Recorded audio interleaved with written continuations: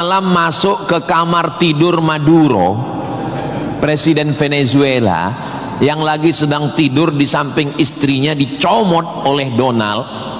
Sebenarnya Amerika cuman mencari satu, nyari minyak. Karena Amerika memang adidaya, betul. Amerika memang kaya, betul. Tapi Amerika nggak punya minyak, maka dia mesti ngambil Venezuela. Tapi minyak Venezuela ini juga nggak aman, maka dia perlu minyak yang aset paling besar di dunia. Di mana itu? Iran. Itu enaknya ceramah di Unsri ini, nyambung. Bagaimana saya bilang Iran? Dulu nama presidennya Reza Pahlavi, bisa diatur oleh Amerika, tapi kemudian datanglah pemimpin spiritual namanya Ayatollah Khomeini tahun 79 tahun 80, maka semua perusahaan Eropa, Amerika stop, nggak boleh masuk. Akhirnya dia diembargo selama 46 tahun. Gimana cara dia bisa hidup 46 tahun? Jual minyaknya kemana? Amerika nggak mau beli minyaknya, Eropa juga nggak mau. Kenapa Iran tetap bisa tumbuh? Dia jualnya ke Rusia dan Cina. Ada ilmu khusus yang mengkaji ini. Ilmu apa namanya? Geopolitik. Geo dunia, politik. Jadi politiknya bukan antar pilkada kabupaten, tapi geopolitik dunia. Maka Ayatullah ini mesti digulingkan. Meninggal Ayatullah Ruhollah Khomeini, digantikan penerusnya namanya Ayatollah Ali Khamenei. Khamenei mesti dibunuh karena dialah pemimpin spiritual. Maka diserang, akhirnya meninggal. Mereka lupa, Amerika lupa. Dia sangka kalau kepalanya dipotong ini mati. Mereka lupa bahwa Iran pernah berperang 8 tahun dengan Irak. Siapa yang membiayai Irak waktu itu menghantam Iran? Amerika. Siapa yang disuruh menghabisi? Saddam Hussein. Saddam bantai. Sebetulnya itu latihan perang. Maka ketika dihajar, menurut Donald Trump 4 hari saja untuk menyelesaikan Iran. Begitu 4 hari tidak selesai, dia ngajak genjatan senjata. Lalu apa jawab Iran? Kau yang memulai, kami yang mengakhiri. Begitu jantannya. Kalau mau ambil minyak Venezuela, tumbangkan Maduro. Kalau mau ambil minyak Irak, tumbangkan Saddam. Kalau mau ambil minyak Libya, tumbangkan Gaddafi. Maka Gaddafi tumbang, Saddam tumbang, Ayatollah tumbang, Maduro tumbang. Kalau mau ambil minyak Indonesia, nggak ada bawa-bawa Islam. Universitas Sriwijaya, tapi isinya sangat Islami. Mahasiswanya belajar di masjid, mahasiswanya dipisah laki-laki dan perempuan, yang laki-laki di depan, yang perempuan di belakang, sehingga yang mahasiswa nggak bisa melirik mahasiswi, dan mahasiswi pun hanya bisa melihat tengkuk mahasiswa. Jadi nggak akan ada istilah pacaran di dalam masjid, di luar kita nggak tahu. Mudah-mudahan Allah menjaga adik-adik semua. Bagi yang sudah daftar dan lulus belajar di Universitas Sriwijaya, ini nikmat yang terbesar. Syukuri dengan ucapan Alhamdulillahi Rabbil Alamin. Dan kita berterima kasih kepada orang yang mengajarkan kita cara bersyukur dengan berselawat untuknya. Allahumma sholli ala Sayyidina Muhammad wa ala ali Sayyidina Muhammad. Ini kampus luas sekali. Saya tadi dibawa dari sholat Masjid Polda pergi ke parkir helikopter, lalu saya sebenarnya mau cerita bahwa saya naik heli, itu aja sebetulnya. Iya. Kadang orang cerita mutar-mutar, substansinya sulit dipahami. Kenapa kita mesti naik heli? Ini kampusnya Ustadz kalau lewat tol lebih kurang 40 menit dari kota Palembang. Kenapa kampusnya mesti jauh? Ternyata di sini ada 700 hektar kampus yang begitu luas, dan di sini tidak hanya manusia, monyet pun jumpa tadi. Jadi kampus itu idealnya memang begitu. Jangan sampai fakultas pertanian nggak pernah megang tanah, beternak ikan di atas kertas. Fakultas peternakan, fakultas perikanan, tapi nggak pernah megang ikan, hanya presentasi makalah. Begitu lulus kerja jadi teller di bank, nggak nyambung. Maka di sini praktek. Tadi saya diberitahu oleh Bapak Ketua HIPMI, Ustadz Somad, ini tempat praktek pertanian. Masya Allah, negara kita ini, kami dari atas tadi, gemah ripah loh jenawi, tongkat dan batu jadi tanaman, hijau untayan katulistiwa, tapi berasnya impor.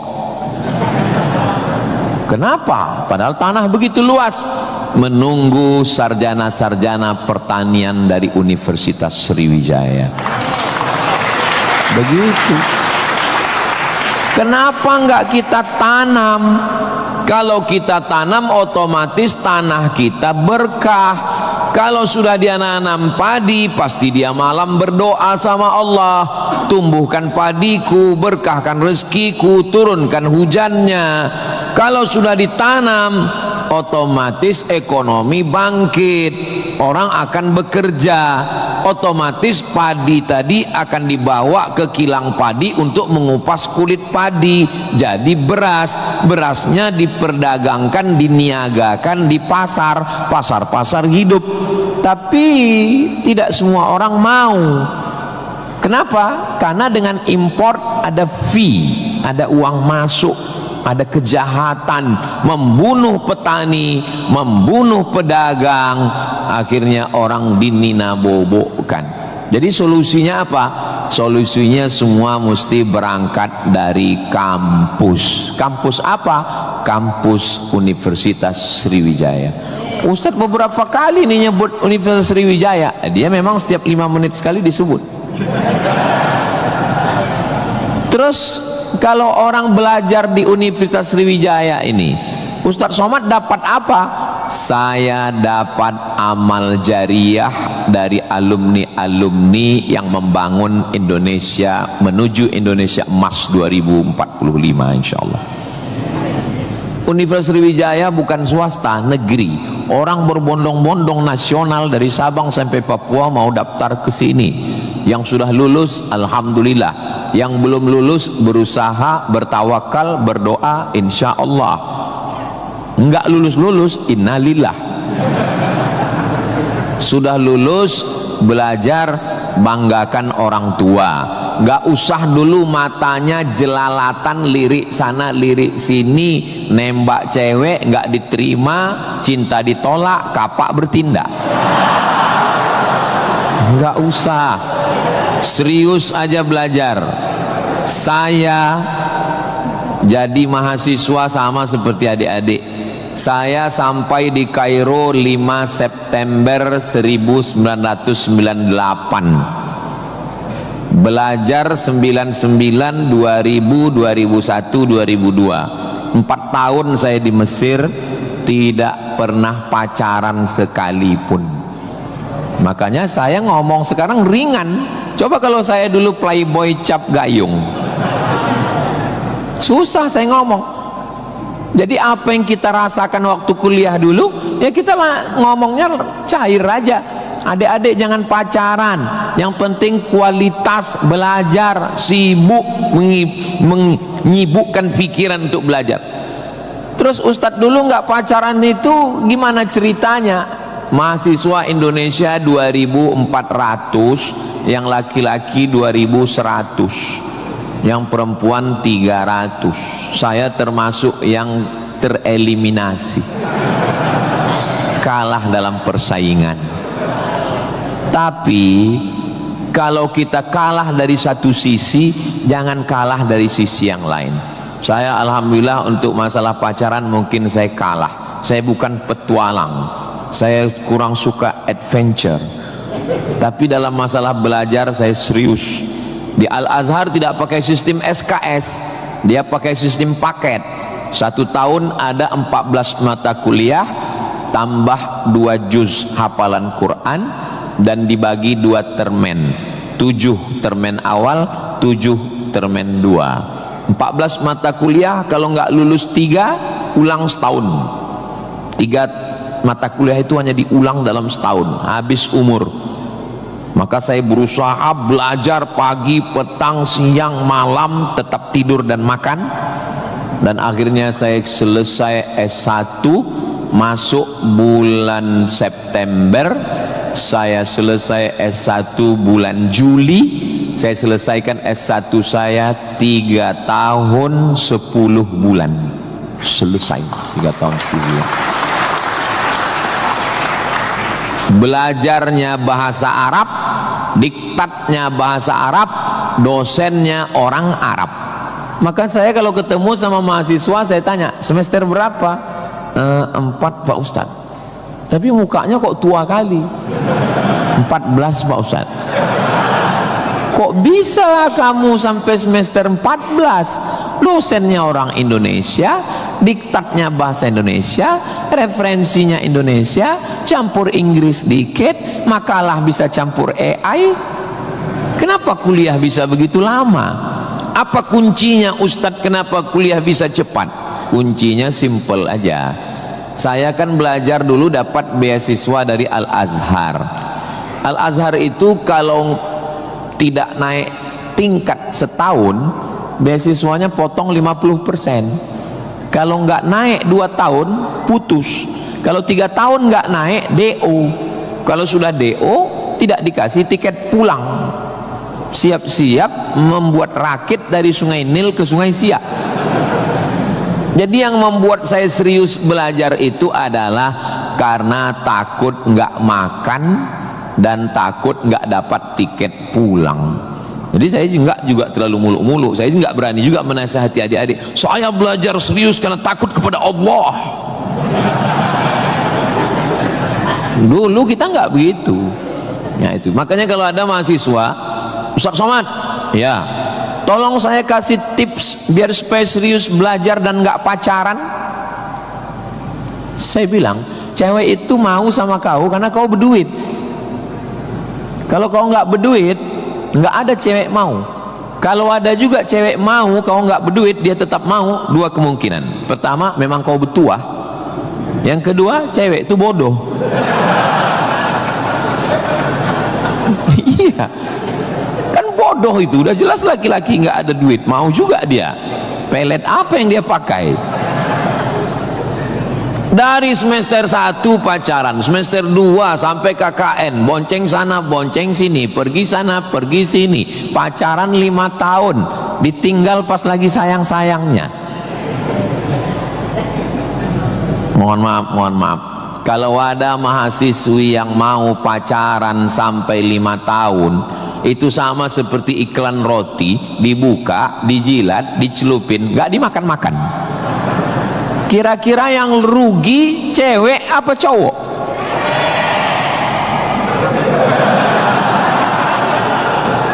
Kalau sudah tahu rugi masih mau pacaran, berarti itu IQ-nya di bawah rata-rata itu. Itu pasti nggak lulus di Unsri itu. Di Universitas Sriwijaya ini orangnya cerdas secara intelektual dan cerdas secara spiritual dan cerdas secara emosional. Cinta, benci, marah, sayang, kecewa, bahagia, itu semuanya adalah emosional. Bahwa kamu jatuh cinta, kalau ada mahasiswa jatuh cinta sama mahasiswi, bersyukurlah, berarti kau nggak homo. Tapi ketika cintamu itu mengalahkan prestasi studi, ingat, orang tuamu bersusah-susah di kampung, kepala jadi kaki, kaki jadi kepala, dia bertani sawah di kampung. Pagi waktu dia mau pergi ke sawah, masih bisa dibedakan mana bapakmu, mana sapi. Begitu pulang sore, sama bentuknya. Tiba-tiba kamu di kampus menjadi foto model, menjadi, nggak usahlah diteruskan, menyakitkan hati. Kenapa ceramah Ustaz Somad ini kok menyinggung saya terus ya? Kunci mendengar ceramah Ustaz Somad itu satu, jangan tersinggung. Ada beberapa orang tersinggung, pulang meninggal.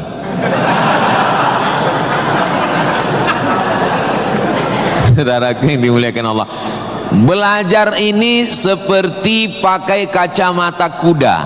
Jadi waktu belajar dulu pakai kacamata kuda, jangan tengok kanan, jangan tengok kiri, fokus ke depan, tentukan arahmu,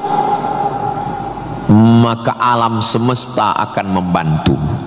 Tentukan targetmu, mana last destination, stasiun terakhir yang mau ditarget mana. Setelah itu langkah kena kakimu, karena kau bertuhan, serahkan pada Allah. Bismillahi tawakkaltu ala Allah, la haula wala quwata illa billah. Ustadz dulu cita-citanya apa? Cita-cita saya selesai S1, habis itu saya S2, habis itu saya S3. Setelah saya doktor, saya mau jadi dosen, dan setelah nanti dapat duit, saya mau membahagiakan orang tua. Cita-cita saya nggak banyak. Nggak ada cita-cita saya dulu diundang memberikan kuliah umum ke Universitas Sriwijaya, naik helikopter, nggak ada sama sekali. Nggak terpikir di kepala saya, nggak ada terlintas. Cita-cita saya simple, singkat aja. Yang penting kuliah S1, S2, S3, habis itu doktor, jadi dosen, pulang ke kampung, ngajar, membahagiakan orang tua. Makanya waktu saya kuliah di Maroko, saya anak pertama, adik saya anak kedua. Kami cuman berdua, adik beradik, saudara kandung laki-laki dua-duanya. Kata adik saya mau nikah. Saya tunggu kamu pulang selesai S2 di Maroko atau gimana? Saya bilang kau nikah aja duluan, karena aku nggak jelas tanggalnya nih kapan. Pulang pun aku belum tentu nikah. Aku masih banyak cita-citaku. Aku masih selesai S2, aku mau S3, aku mau jadi dosen, aku dapat uang, bahagiakan. Kau kalau mau nikah, nikahlah duluan, jangan terhalang karena aku. Alhamdulillah adik saya menikah duluan. Anaknya sekarang sudah gadis, anak perempuan pertama, dan sekarang sudah belajar di Al-Azhar Kairo Mesir. Jadi kita bagi-bagi, kau bahagiakan dengan ibu punya cucu, dan aku membahagiakan dengan kuliahku. Nah, jadi kalau kita mau kuliah, jangan juga kita halangi adik-adik kita yang mau nikah. Nah, jangan sampai kita mau S2, S3, S teler, S cendol, S doger, S bandung, sampai yang di bawah-bawah ini terhalang, terkendala. Nah, tapi insya Allah adik-adik semua sesuai dengan apa spesialisasi kita. Jangan belajar di tempat yang kita nggak minat, nggak suka, akhirnya kita menderita. Kita udah nggak suka bidang ini, tapi karena terpaksa akhirnya menderita, stres, depresi, mati. Apa yang suka? Ini Pak Ustadz, anak saya ini dari kecil memang saya lihat kemana-mana bawa martil Pak Ustadz. Masuk fakultas hukum, jadi hakim konstitusi. Insya Allah. Nggak lulus Pak Ustadz, jadi tukang. Mohon maaf Pak tukang, jangan tersinggung. Karena masjid ini selesai juga karena ada tukang. Anak saya ini kemana-mana bawa jarum suntik Pak Ustadz, fakultas kedokteran. Nggak lulus, pecandu narkoba. Nah, jadi kemana arah kita? Ustadz Somad dulu biasanya anak itu dari kecil sudah kelihatan itu bakatnya kemana. Saya tanya sama emak saya, aku mak dulu kecil kemana arahku? Kau dulu, kata mak saya, kalau kusuruh beli gula sama beli minyak ke warung, nggak pulang-pulang. Kenapa? Cerita sama orang di warung itu. Cerita. Kalau lagi keluar main, dulu itu kalau masuk kelas, jam istirahat itu dulu namanya keluar main. Bapak Zul gitu juga? Berarti udah tua. Anak sekarang nggak tahu, sebaya kita berarti, sama-sama 28 tahun. Masalah umur ini kan bukan masalah angka, tapi masalah rasa. Saya terus terang, kalau di tempat lain saya ceramah saya merasa tua, tapi di Unsri ini rasa semester 7 ini sekarang. Nah itu, maka saya memang minta itu kepada Ustadz Kemas Ali, tolong kalau saya datang ke Sumatera Selatan, 5 unsur mesti tercapai. Saya ada ceramah di kantor, alhamdulillah tadi sudah di kantor polisi. Tolong bawa saya ceramah di tanah lapang, tablik akbar supaya semua masyarakat dapat. Yang ketiga, ceramah di masjid supaya ada pengajian yang betul-betul ngaji, biasanya subuh. Yang keempat adalah ceramah di spesialisasi, kadang ceramah di IDI, Ikatan Dokter Indonesia, ceramah di PERADI, Persatuan Advokat Indonesia, kemudian satu lagi di kampus. Kenapa saya minta kampus? Karena kampus ini masa depan. Kalau panti jompo itu masa lalu. Ustaz jangan disebut jompo, kami di sini ada juga yang tua. Saya tidak ada melihat orang tua di sini. Ini hanyalah anak-anak muda yang terjebak di tubuh yang tua.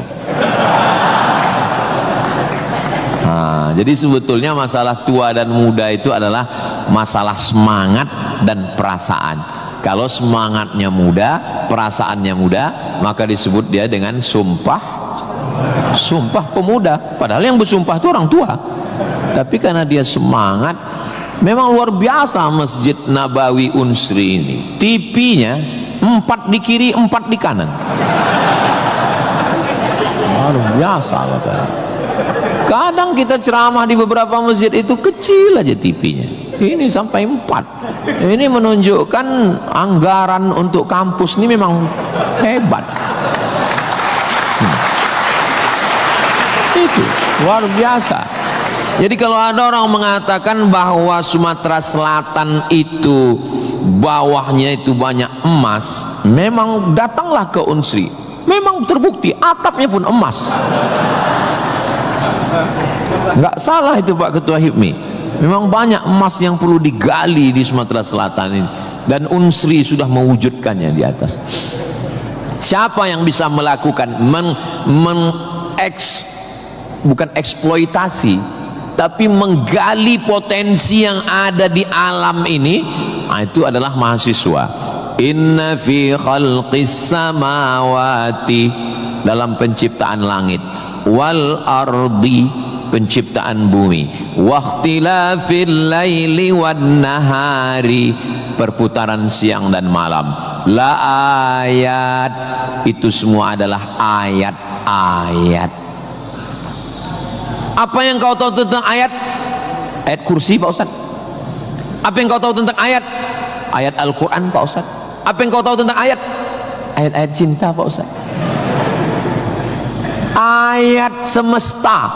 Inna fi khalqis samawati, penciptaan langit, dipikirkan dengan akal, muncul ayat, namanya ayat kauniyah, ayat semesta yang dikaji satu fakultas khusus, namanya fakultas astronomi, bukan astrologi. Yang perlu dipelajari itu astronomi, bukan astrologi. Kalau yang astrologi itu, Anda lahir bulan April, bintang Anda Taurus, jangan jatuh cinta dengan Pisces. Karena kalau ikan jatuh cinta dengan kambing, nanti tinggalnya di mana? Buang-buang waktu aja itu, nggak usah dikaji. Tapi ketika berpikir tentang astronomi, tentang ilmu langit, maka umat Islam sudah lama mengkaji itu yang disebut dengan ilmu falak. Ilmu falak itu yang dipakai oleh Badan Lembaga Hisab dan Ru'yah.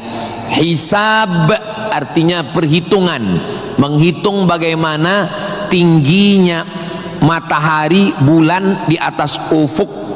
Kenapa terjadi persimpangan antara NU dengan Muhammadiyah tentang penetapan 1 Ramadan dan 1 Syawal? Itu berawal dari titik astronomi. Karena menurut Muhammadiyah, kalau sudah nampak 1 hilal, walaupun dia tingginya 0,5 derajat atau 1 derajat, maka itu sudah dianggap sebagai hilal. Tapi menurut NU, Perti, Persis, Al-Wasliyah, Nahdlatul Ulama, maka mereka mensyaratkan sesuai syarat Mabim, Malaysia, Brunei, Indonesia, Singapura, mensyaratkan mesti 3 derajat. 3 derajat baru dianggap sebagai hilal.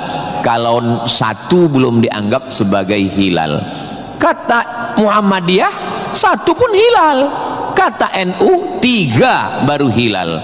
Akhirnya datang wakil presiden Indonesia, namanya Bapak Yusuf Kala. Pak JK duduk dengan NU dan Muhammadiyah. Kata Pak JK, gimana kalau NU turunkan 1, Muhammadiyah naikkan 1? Karena beliau kan pengusaha, bisnismen, biar supaya ketemu titik temu.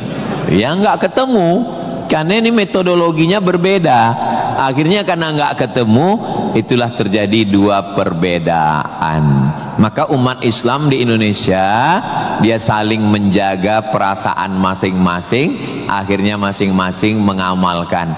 Yang 1 dengan 1 derajatnya, dengan 0,2-nya, yang 1, dan nanti akan terulang lagi pada tanggal 20, pada tanggal 19 hari Kamis 19 Maret itu nanti satu Indonesia akan mengeluarkan teropong untuk melihat astronomi, apakah nampak anak bulan atau tidak. Di Riau itu teropongnya dibeli dulu harganya 50 juta. Sejak dibeli sampai sekarang nggak pernah nampak hilal. Ustaz kok tahu? Teman saya kebetulan salah satu yang bekerja di situ. Dia pernah posting gambar di teropong. Saya tanya, apa yang nampak? Dibilangnya gaji 13 katanya.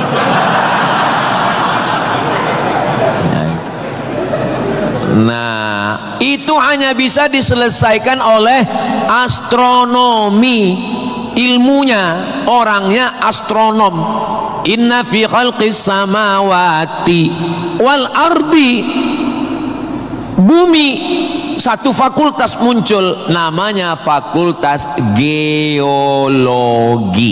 Geo bumi, logi ilmu, geologi ilmu bumi. Ternyata di dalam bumi ini ada batu bara. Di dalam bumi Sumatera Selatan ini batu bara. Ustaz tahu dari mana? Tadi waktu kami naik heli tadi. Ini nyebut heli ini 20 menit sekali harus diulang. Waktu kami tadi naik, itu di Sungai Musi di bawah banyak sekali kapal-kapal membawa batu bara. Batu bara itu di dalam tanah. Tapi kalau di Sumatera Utara di atas tanah. Abdul Somad batu bara. Di dalamnya ada nikel, di dalamnya ada minyak, di dalamnya ada emas, di dalamnya ada fosfat, di dalam ada gas, banyak sekali. Sebetulnya yang dicari Donald Bebek itu apa? Sampai jam 12 malam masuk ke kamar tidur Maduro, presiden Venezuela, yang lagi sedang tidur di samping istrinya dicomot oleh Donald. Sebenarnya Amerika cuman mencari satu, nyari minyak. Karena Amerika memang adidaya, betul. Amerika memang kaya, betul. Tapi Amerika nggak punya minyak, maka dia mesti ngambil Venezuela. Tapi minyak Venezuela ini juga nggak aman, maka dia perlu minyak yang aset paling besar di dunia. Di mana itu? Iran. Itu enaknya ceramah di Unsri ini, nyambung. Bagaimana saya bilang Iran? Dulu nama presidennya Reza Pahlavi, bisa diatur oleh Amerika, tapi kemudian datanglah pemimpin spiritual namanya Ayatollah Khomeini tahun 79 tahun 80, maka semua perusahaan Eropa, Amerika stop, nggak boleh masuk. Akhirnya dia diembargo selama 46 tahun. Gimana cara dia bisa hidup 46 tahun? Jual minyaknya kemana? Amerika nggak mau beli minyaknya, Eropa juga nggak mau. Kenapa Iran tetap bisa tumbuh? Dia jualnya ke Rusia dan Cina. Ada ilmu khusus yang mengkaji ini. Ilmu apa namanya? Geopolitik. Geo dunia, politik. Jadi politiknya bukan antar pilkada kabupaten, tapi geopolitik dunia. Maka Ayatullah ini mesti digulingkan. Meninggal Ayatullah Ruhollah Khomeini, digantikan penerusnya namanya Ayatollah Ali Khamenei. Khamenei mesti dibunuh karena dialah pemimpin spiritual, maka diserang, akhirnya meninggal. Mereka lupa, Amerika lupa. Dia sangka kalau kepalanya dipotong ini mati. Mereka lupa bahwa Iran pernah berperang 8 tahun dengan Irak. Siapa yang membiayai Irak waktu itu menghantam Iran? Amerika. Siapa yang disuruh menghabisi? Saddam Hussein. Saddam bantai. Sebetulnya itu latihan perang. Maka ketika dihajar, menurut Donald Trump 4 hari saja untuk menyelesaikan Iran. Begitu 4 hari tidak selesai, dia ngajak genjatan senjata. Lalu apa jawab Iran? Kau yang memulai, kami yang mengakhiri. Masya Allah, sangat luar biasa tausiah yang sudah disampaikan oleh guru kita Al-Ustaz Abdul Somad. Sahabat beriman yang dimuliakan Allah, tetaplah di channel ini karena kajian ini belum selesai dan masih banyak lagi hal-hal menarik yang akan disampaikan oleh beliau. Mari kita lanjutkan kembali. Selamat mendengarkan. Begitu jantannya. Kalau mau ambil minyak Venezuela, tumbangkan Maduro. Kalau mau ambil minyak Irak, tumbangkan Saddam. Kalau mau ambil minyak Libya, tumbangkan Gaddafi. Maka Gaddafi tumbang, Saddam tumbang, Ayatollah tumbang, Maduro tumbang. Kalau mau ambil minyak Indonesia,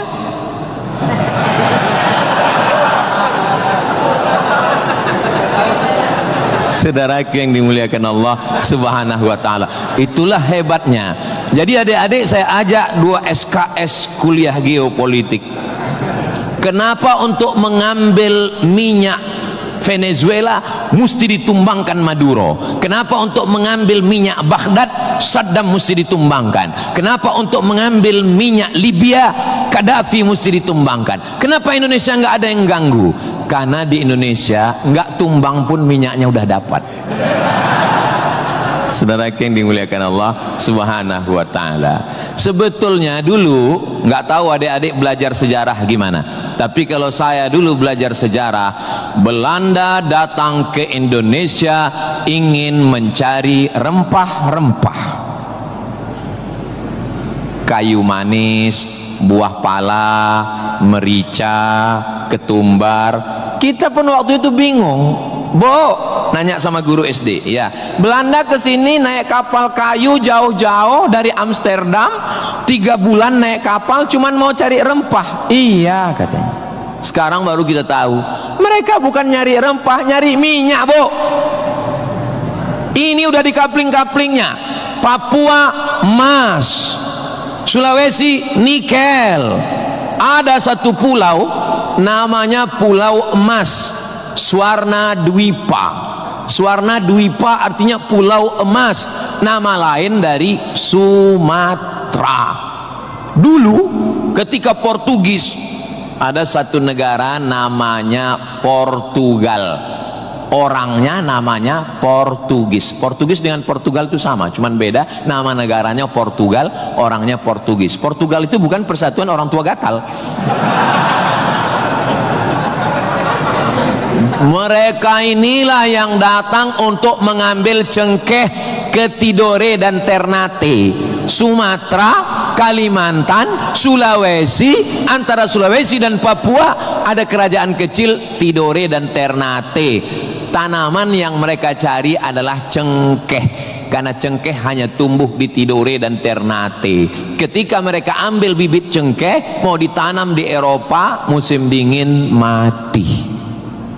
Indonesia ini potensinya luar biasa. Tidak ada negara miskin, yang ada adalah negara salah kelola. Ustaz sedang bicara Indonesia? Tidak, negara kita kaya. Saya bicara tentang Konoha. Maka saya tidak pernah pesimis, saya selalu optimis. Makanya walaupun ini bulan puasa, lapar, tapi suara saya menggelegar kan? Karena saya di kampus Unsri, maka saya semangat. Tapi seandainya ceramah siang jam 2 habis khutbah Jumat ini bukan di Unsri, tidak begini isi ceramah saya. Paling saya, marilah kita banyak ingat mati. Ini bulan Ramadan, mari kita banyak-banyak beristighfar, kita mengejar Lailatul Qadar. Tapi saya sedang bicara tentang masa depan. Saya bicara dengan mahasiswa, mereka yang akan melanjutkan tongkat estafet perjuangan ini. Saya yakin dan percaya bidang pertanian sudah, peternakan sudah, geopolitik mereka sangat paham, dan masalah spiritual batinnya mereka dididik di dalam Masjid Nabawi. Mereka diingatkan tentang 3. Adik-adik belajar agama ini nggak usah repot, nggak usah ribet, nggak usah jelimet. Yang penting di dalam hati itu ada 3. Pertama, akidah. Wujud qidam baqa mukhalafatu lil hawadisi qiyamuhu binafsihi wahdaniyah qudrat iradat ilmun sama basar kalam sifat 20. Ini akidah kita Imam Abul Hasan Al-Asy'ari. Yang kedua, setelah akidahnya mantap, dia mau beribadah. Gimana caranya beribadah? Rukun, syarat, wajib, sunnat. Inilah yang kedua, namanya fikih. Belajar fikih solat, belajar cara wudu, cara tayamum yang membatalkan solat. Tapi dua-dua ini nggak ada maknanya. Ibadahnya nggak bermakna, akidahnya nggak bermakna kalau tidak ada yang ketiga. Yang ketiga adalah akhlak, sopan santun, tata krama, budi bahasa, menghormati orang tua, memuliakan dosen. Saya sangat bisa untuk ceramah berdiri naik di atas ini, bisa. Kalau mau saya tadi minta sama panitia, Pak panitia izin saya mau naik ke atas, boleh. Lalu kenapa saya nggak naik ke atas? Karena saya segan tapak kaki saya di atas kepala Pak Rektor. Saya di atas sementara Bapak Ketua DPRD di bawah. Itu namanya sopan santun, tata krama, budi bahasa. Tapi adik-adik yang di atas jangan tersinggung. Saya bukan menyinggung. Nggak apa-apa, demi Allah nggak apa-apa. Tapi Pak Ustadz khotib Jumat kan naik ke atas. Khotib Jumat di atas memang mimbar ini untuk khutbah. Mimbar Nabi itu tangganya cuma 3. 1, 2, 3. Maka kalau definisinya lebih dari yang dibuat Nabi adalah bid'ah, inilah mimbar yang bid'ah. 1, 2, 3, 4, 5, 6, 7, 8. Nabi cuma 3. Sekarang orang belajar agama bukan mau menggali potensi agama, tapi hanya cukup dengan 5 jari. Jika tidak ada zaman Nabi, bid'ah. Apa ini? Orang mondok 7 tahun, belajar lagi di Al-Azhar, belajar lagi di Darul Mustafa Yaman, belajar lagi di Al-Ahqaf, terbang Syekh Syafiq dari Qudratullah, terbang ke Yaman belajar agama, bahasa Arab, nahwu, sharaf, balaghah, mantik, bayat, ma'ani. Ada orang ngaji cuman 5. Kalau tidak dibuat Nabi bid'ah. Hari pertama ngaji online, hari kedua mulai membid'ahkan orang lain. Ini pemiskinan ilmu. Dan orang-orang beginilah yang mau diadu domba. Jangan mau diadu domba, karena kita bukan domba. Maka siapa yang mau diadu domba, nanti disembelih waktu Idul. Saudaraku yang dimuliakan Allah Subhanahu wa taala. Jadi belajar agama itu penting. Kalau di universitas agama Islam memang dia ada pelajaran yang begitu banyak, tapi di universitas umum mereka belajar 2 SKS, 16 tatap muka, potong mid semester, potong pertemuan pertama, potong libur banjir, asap dan mati lampu. Hanya tinggal 5 pertemuan. Apa yang bisa diambil dari situ? Tapi saya optimis di Palembang, di Sumatera Selatan, orang tidak hanya ngaji di kampus, tapi juga ngaji di masjid. Bulan Ramadan ini pengajian penuh. Kultum subuh, kultum duha, kultum zuhur, kultum asar, kultum menjelang berbuka, kultum habis isya menjelang tarawih, tambah malam 10 terakhir kultum iktikaf. Maka ada namanya madrasah Ramadan. Kira-kira selesai Ramadan ini apa yang bertambah? Alhamdulillah Ustaz Somad, selesai berRamadan ini ada 5 yang bertambah. Apa dia? Berat badan, kolesterol, gula darah, diabetes, asam lambung. Mudah-mudahan selesai Ramadan ini kita sehat walafiat semuanya insyaallah. Ustaz Somad ceramahnya jangan lewat dari jam 2.30. Kenapa? Karena kalau lewat Ustadz ditinggalkan helikopter. Begitu arahan tadi. Saya sebetulnya mau berlama-lama dengan adik-adik sekalian, karena saya nyaman ceramah di Unsri ini. Tapi apalah daya, memang sedap makan ikan gulama, dimakan sambil nonton Harry Potter. Saya tidak bisa berlama-lama karena takut ditinggalkan helikopter. Itulah yang dapat saya sampaikan pada kesempatan yang baik dan mulia ini. Adapun tepuk tangan yang kurang semangat saya maklum karena lapar semuanya. Kepada Bapak Rektor dan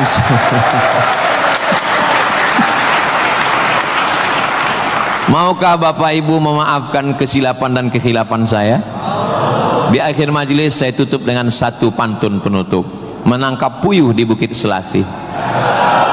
Thank you dan terima kasih. Assalamualaikum warahmatullahi wabarakatuh. Tadi dipesankan Ustaz langsung baca doa, Allahumma ja'al hadhil jami'ata jami'atan mubarakatan fiha. Ya Allah, jadikanlah Universitas Sriwijaya universitas yang penuh dengan keberkahan. Allahumma jazi asatidatina, berikanlah balasan terbaik kepada Bapak Rektor, Wakil Rektor, Dekan, Wakil Dekan, Ketua Jurusan, dosen-dosen kami ya Allah. Sahih ajsadahum, sehatkan badannya, qawi imanahum, kuatkan imannya, wajzi hasanatihim, berikan balasan terbaik untuk guru-guru kami ya Allah. Allahumma hafaz abna'ana wa banatina, adik-adik mahasiswa-mahasiswi kami, jaga hati badan mereka dari fitnah akhir zaman ini ya Allah. Allahumma ja'al hadzal balada baladan amina, jadikanlah Sumatera Selatan Indonesia baldatun thayyibatun wa rabbun ghafur. Allahumma dafa'na al-ghala wal waba wal fahsya wal riba waz zina, selamatkan dari malapetaka, bencana riba, zina, narkoba, perbuatan keji dan mungkar. Allahumma ansur ikhwanana al-mujahidin al-mustad'afina fi Palestin, tolong saudara kami yang sedang teraniaya di Palestina ya Allah. Rabbana taqabbal minna, terimalah salat kami, puasa kami, qiyamul lail kami, kami, tahajud kami, zikir kami, khataman Quran kami. Wa tammim taqsirana, sempurnakan segala kekurangan kami. Waqtim bis salihati a'malana, tutup umur kami dengan husnul khatimah. Kama jama'tana fi hadzal majlisil mubarak, sebagaimana engkau kumpulkan kami di majlis ilmu, di tempat terbaik, di waktu yang baik, dengan ibadah yang baik. Kumpulkan kami nanti di surga bersama Nabi Muhammad sallallahu alaihi wasallam.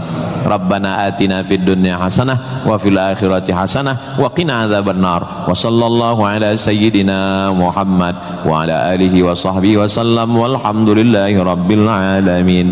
Taqabbalallahu minkum minna wa minkum taqabbal ya karim. Adik-adik jangan berdiri dulu, duduk.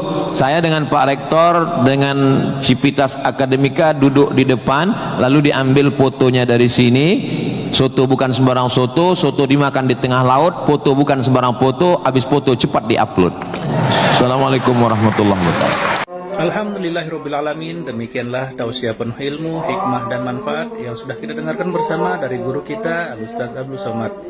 Sahabat beriman yang dimuliakan Allah, mari kita doakan guru kita, semoga beliau selalu diberikan kesehatan dan dimudahkan segala urusannya.